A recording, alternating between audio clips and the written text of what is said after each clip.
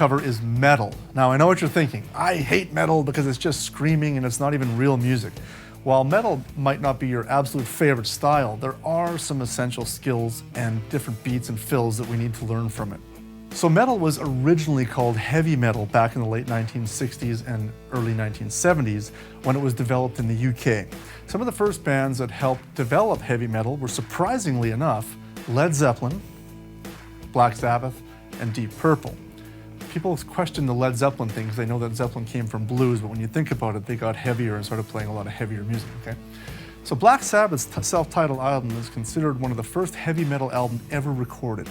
These bands from the UK really set the stage for early heavy metal pioneers in the 1970s like Thin Lizzy, Blue Oyster Cult, and Rainbow. So over the years, tons of metal subgenres emerged, including progressive metal, death metal, metalcore, thrash metal, power metal, and many more.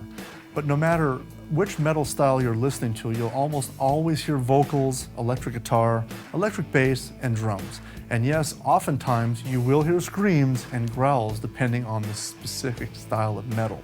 So learning how to play some basic metal grooves and fills is a logical step in your drumming journey because the vocabulary has many similarities that it does in rock.